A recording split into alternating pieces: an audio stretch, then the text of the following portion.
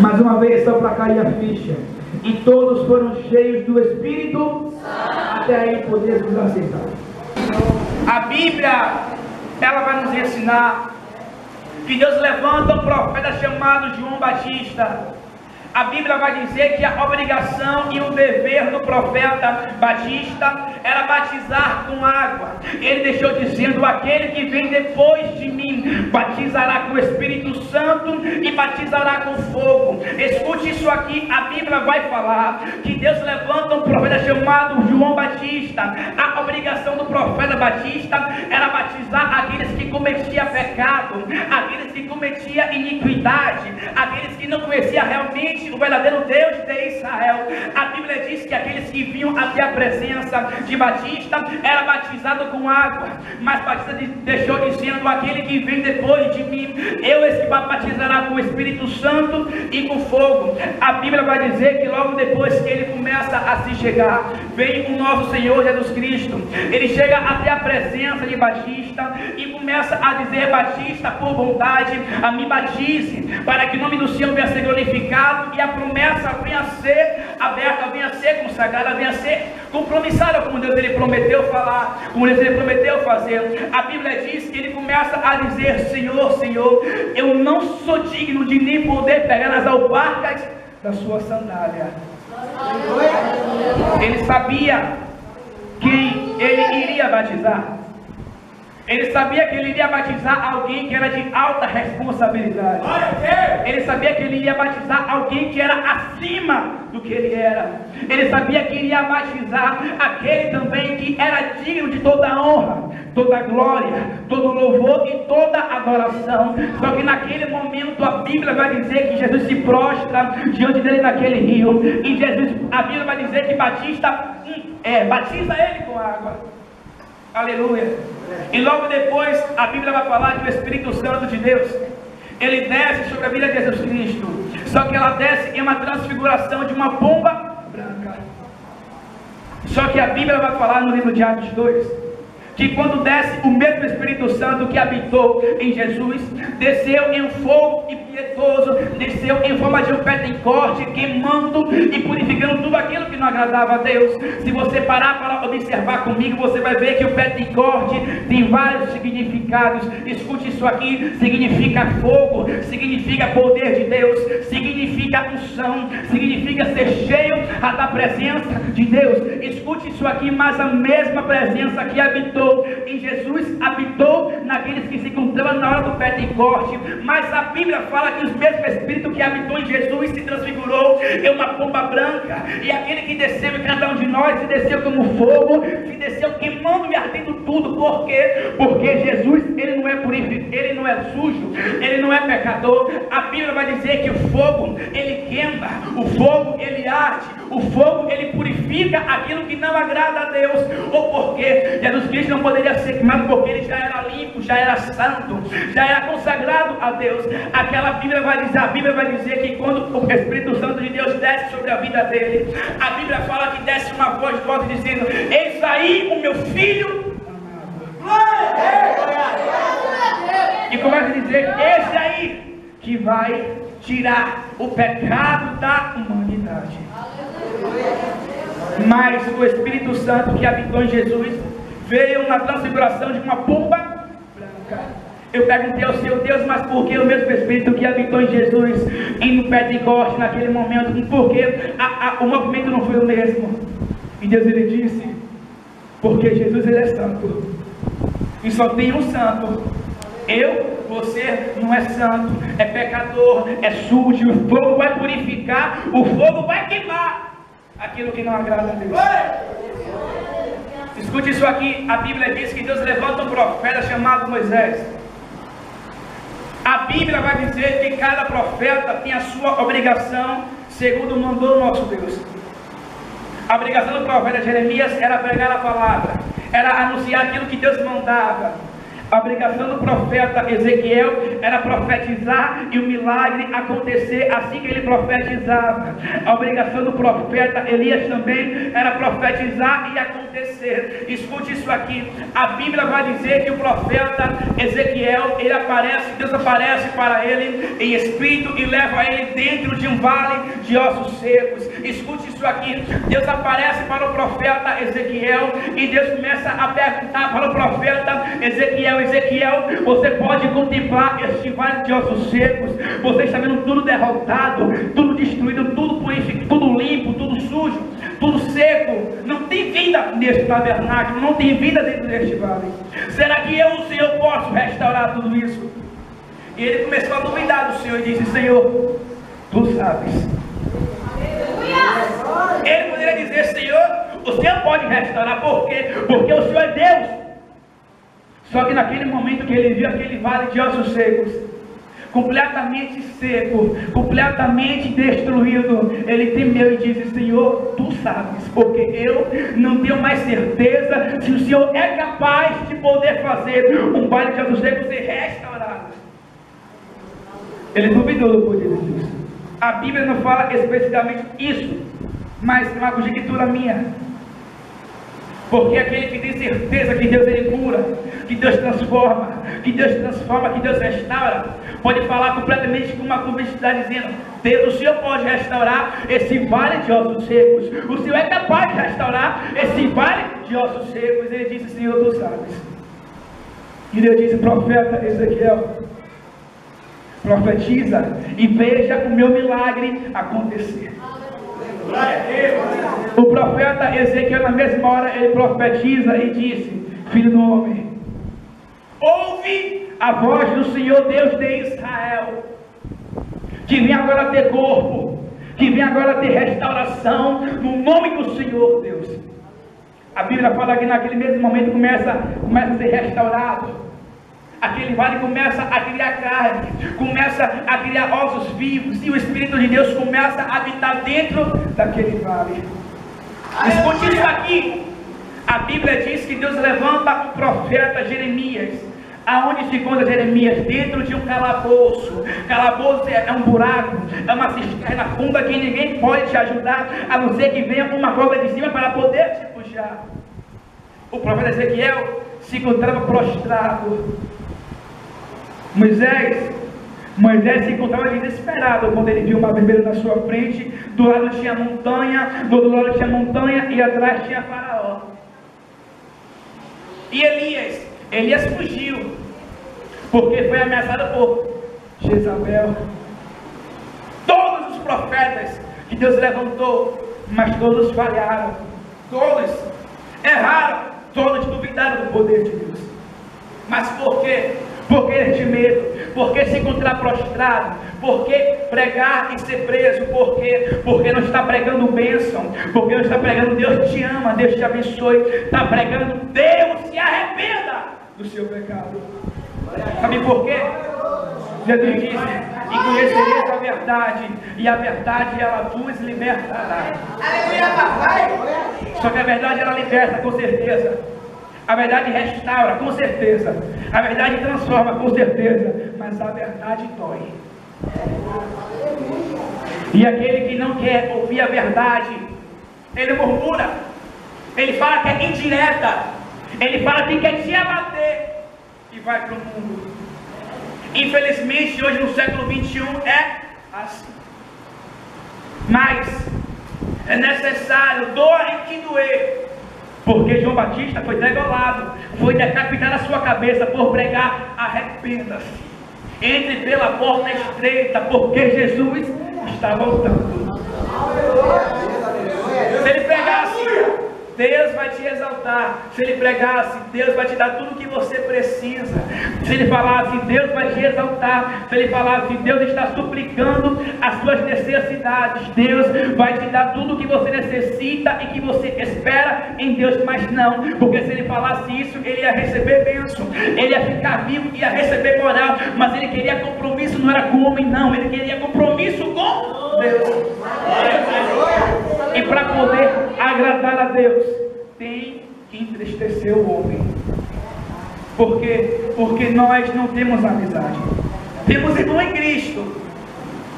Agora, amizade, nós não temos não. Escute isso aqui. Certa vez, lá no meu bairro, onde eu congrego e moro, na Mata Escura, eu jogando um futebol, um traficante olhou para mim e disse assim: eu vou te matar. E você, Marcos, termina a bala, eu sou carne. Fiquei com medo, confesso. Já era evangélico com certeza, já pregava com certeza. Só que eu temi. Ele disse: eu vou te matar. Eu parei e fui para minha casa. Tomei um banho e resolvi orar ao Senhor. Comecei a clamar ao Senhor: Deus, me cobre com teu sangue, Senhor. Eu sou teu servo, me protege, me livra de todo mal. Quando eu parei de orar para dizer: Deus, eu não quero profeta, Deus, eu não quero vaso, eu quero a tua palavra falando comigo. Quando eu abro a Bíblia, Deus me dá 1 João, capítulo 5, versículo 18, que diz assim: aquele que é nascido em Deus, o inimigo não toca. E ele disse que ia me matar. Abri a Bíblia, Deus me deu esse versículo. Passou 2 dias, subi para buscar meu irmão na quadra. Passou 2 dias, eu estava em uma rua e esse falou que me matar em outra rua. Eu passando para buscar meu irmão caçula, eu passando dele do outro lado que falou que ia me matar. Quando eu comecei a ajeitar meus passos, quando eu olhei para trás, tinha 5 traficantes armados com a peça na mão. Eu falei assim: Deus, me cobre com teu sangue. Eu comecei a ajeitar meu lado, quando eu olhei para trás, pá! Pá, pá, pá, pá, pá. Eu falei: Deus, quem foi a vítima dessa vez? Quando eu fui ver quem era, aquele que falou que ia me matar. Ai daquele que mexe com o ungido de Deus! Aleluia, ai daquele. Olha para você, não te dá nada, mas é daquele que mexe contigo ou comigo, ou daquele que mexe com o ungido ou com o pequeno de Jessé. Ai daquele. Se realmente tem compromisso com Deus, Deus ele livra, Deus ele protege. Realmente Deus ele protege sim os dele, os verdadeiros adoradores, os que têm realmente compromisso com Deus. Aleluia. Porque chegamos a uma época, alguns pregadores falam que os jovens é a nova geração da igreja, e outros começam a dar pancadas nos jovens, querer abater os jovens. Parece que é os jovens do mundo. Porque uns falam assim: jovem, sai do mundo e vem para o evangelho, se arrependa. A gente vem, quando vem, recebe porque ela vai poder voltar de novo. Infelizmente hoje é assim. Os pastores de hoje, completamente a maioria em atos de adultério, em cima do altar, pregando. E vem, coloca a mão na cabeça do jovem e começa a orar. Começa a arrebentar, começa a espancar com a Bíblia os jovens. E aquele que não tiver firmado na rocha, para onde é que vai? Porque às vezes uma palavra dói mais do que um tapa na cara. Palavra bate, palavra mata. Mata sim, dói. Mas o nosso compromisso, o nosso alvo, o nosso... é quem? É Ele. Venha o que vier. Malaquias disse: Deus, ainda que a figueira não floresça, todavia, eis o Senhor. Paulo foi preso. Paulo foi açoitado. Por quê? Por pregar o evangelho. Não dizer: Deus te ama. Deus não. Se arrependa. Aleluia. É complicado. Você começa a ver murmurar, pastora. Você começa a ver braço cruzando. Você começa a ver bico empinando. Porque por pregar o evangelho. Mas eu sinto lhe informar que se você não tiver realmente uma santificação, você vai pular no de fogo ardente. Porque Deus deixou escrito no livro de Hebreus 12, versículo 14: é necessário seguir a paz com todos e a santificação, sem a qual ninguém verá o Senhor. Oi, você pode pregar, você pode louvar, pode ser dos mistérios, mas se não tiver a santificação, eu sinto lhe informar que será impossível tu ver a face do nosso Deus. Pode já? marchar, guerrear, cortar laço, pular da bananeira. Mas se não tiver a santificação, se não tiver a paz com seu irmão, será impossível tu ver a face do nosso Deus. Porque hoje está estreito. Hoje é assim, ó. O irmão recebe oportunidade e ele prega. Aí vem outro, recebe outra oportunidade. Aí já vem pensando, vou pregar melhor do que ele. Vou fazer a minha palavra passar por cima da dele. Só que João disse, é importante que eu diminua para que ele cresça. Paulo disse, porque dele e por ele e para ele todas as coisas. Aleluia! A honra é de Deus. A glória é de Deus.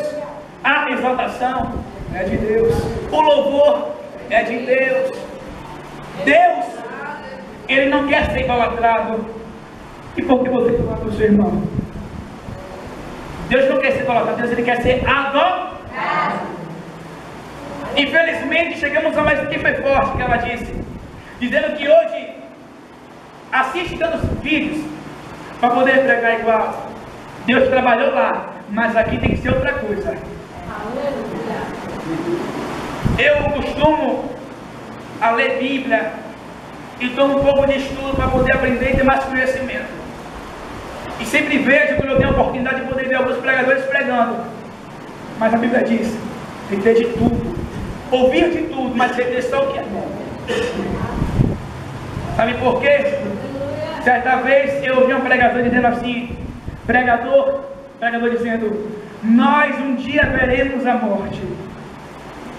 Eu abri a Bíblia, 1 Coríntios capítulo 15, versículo 51, Paulo disse, na verdade, nem todos morreremos, mas antes seremos transformados em um abrir e um piscar de olhos no soar da última trombeta. Você vai morrer, mas eu vou ser arrebatado por Deus, e você levanta muita glória. Aleluia. Por quê? Porque hoje é assim. Prega a palavra do Senhor. A palavra diz que ela é viva e eficaz e separa a alma do espírito. Só que chegamos a uma época que o nosso compromisso hoje não é pregar a palavra do Senhor. Hoje é pregar a palavra, mas não pregar como Deus Ele quer, é mandar indireta. Eu fico completamente desesperado quando o pregador fala assim, entre pela porta estreita, se conserte. Mas Paulo disse, se examine por o homem assim. Porque é muito fácil você dizer, se conserte, entre pela porta, e a sua vida com Deus. Quem te conhece é Deus, quem te sonda é Deus, quem te justifica é Deus. Escute isso aqui. Certa vez eu na minha rua, eu me encontrava de bermuda jeans e com uma camisa polo, e tinha um cristão completamente desconcertado, podre na presença de Deus, mas ele se encontrava de calça social e camisa social, mas ele se encontrava completamente podre no Evangelho, se encontrava completamente em pecado. E eu, em consagração, em santificação, completamente fixado na palavra, mas se encontrava de bermuda e de camisa polo. Veio uma irmã de lá do fundo da igreja, não, de lá do fundo da rua, olhou para mim, me desprezou, olhou para ele e deu a paz do Senhor. Misericórdia! Eu, Deus, fui para casa, né? Porque daqui a pouco era o culto. Quando eu abri a Bíblia, 1 Samuel, capítulo 16, versículo 4 a seguir, Samuel, não atenta para a aparência não, porque eu sou o templo, entendeu?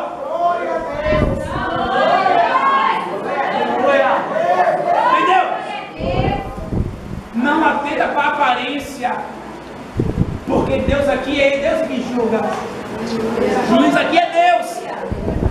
te olha por fora, mas não te conhece por dentro. Aleluia.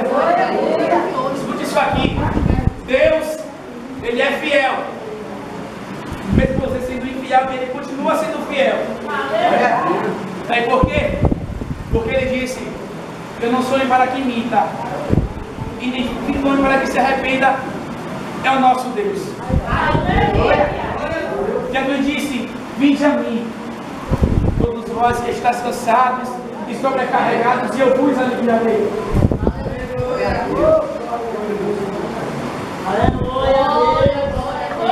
Glória a Deus. Ele disse: vinde a mim, todos vós que estáis cansados e sobrecarregados, e eu vos aliviarei. Tomai sobre vós o meu jugo e aprendei de mim, porque sou manso e humilde de coração, e dar-te-ei descanso para a vossa alma, porque o meu jugo é leve e o meu fardo é suave. Chegamos a uma época, realmente, o diabo ele tem habitado dentro do Evangelho. Infelizmente hoje é assim. Jesus disse: aquele que quiser vir após mim, negue-se a si mesmo, tome a sua cruz a cada dia e siga-me. Você pode vir novo convertido, com a sua mão quebrada, mas no segundo convite, você vem ter que andar com a sua mão igual um homem. No primeiro convite você pode vir gostando de homem sendo homem, mas no segundo convite você tem que passar a gostar de mulher. Jesus disse, Paulo disse: eis que os homossexuais não verão a face de Deus. Eis que os homossexuais, se não se converter, infelizmente debaixo dos nossos pés. Sabe por quê? O diabo veio para matar, roubar e destruir. É complicado por quê? Porque a pessoa que você está lutando, o seu adversário, conhece a Bíblia de Gênesis e Apocalipse. Se você não tiver conhecimento, você perece, você cai. Sabe por quê? Oséias disse: eis que o povo de Israel perece por falta de conhecimento. Você pode se consagrar, pode jejuar, pode orar, mas se não tiver conhecimento, você não vai para lugar nenhum. Se você não tiver Bíblia, você não vai para lugar nenhum. Porque os ímpios, ele quer palavra. E quando chegar até você e falar assim: eu quero uma palavra, você vai ter o que na sua mão? Salmo 91, o Salmo 23, tem que ter conhecimento, tem que ter Bíblia. O profeta Elias, ele era um grande profeta que tinha grande intimidade com Deus. Só que ele chegou o momento em se exaltar por ser um profeta, porque ele profetizava e acontecia, porque ele tinha realmente uma grande intimidade com Deus. A Bíblia vai falar que ele está com o profeta, com os profetas de Baal e o rei Acabe. E os profetas de Baal começam a orar ao Senhor que não existia, ao Deus de Baal. Começa a orar, começa a se rasgar, começa a se cortar, e nada de acontecer, nenhum milagre, e nada de chover. Ele disse: segundo-me assim a minha palavra, não vai cair uma gota de água em Israel. Ele profetizou, Deus ouviu e assinou embaixo, tudo bem. Só que Israel tinha mãe, Israel tinha pai, Israel tinha crianças que precisavam ser amamentadas. E cadê a água para poder crescer? Não tinha, porque Elias profetizou e Deus concedeu a profecia dele. E agora, a mãe de Israel, o pai de Israel, cadê a água para poder beber e se alimentar ou tomar um banho? Cadê? E agora o que é que está acontecendo? O profeta Elias, ele se exaltou e não pensou o que poderia acontecer, não pensou na consequência. E Deus disse: se exaltou, foi Espera aí. Aquele que se exalta será humilhado. E aquele que se humilha será exaltado. A Bíblia diz que ele recebe uma ameaça de Jezabel, dizendo assim: eis que eu matarei todos os profetas de Deus de Israel. Elias no hashtag, ó, partiu, correu, fugiu e se assentou debaixo de um pedezinho, ficou certo? E completamente com medo, Deus aparece para ele e começa a o alimentar com pão, começa a alimentar ele. E ele disse, mas o que está vindo sobre a vida dele era um pássaro que era primo do urubu, era um pavão, um pardão, me perdoe. Ele, esse animal, esse pássaro, só come carniça, só come podridão. Então sobre a boca desse pássaro aquilo que ia alimentar o profeta Elias. E Deus ele disse, é para você aprender que a honra, a glória e a exaltação é de Deus. Não se exalte, porque a glória, o louvor, a exaltação, a adoração, tudo é por Ele e para Ele são todas as coisas. Amém? A autoridade em nome de Jesus.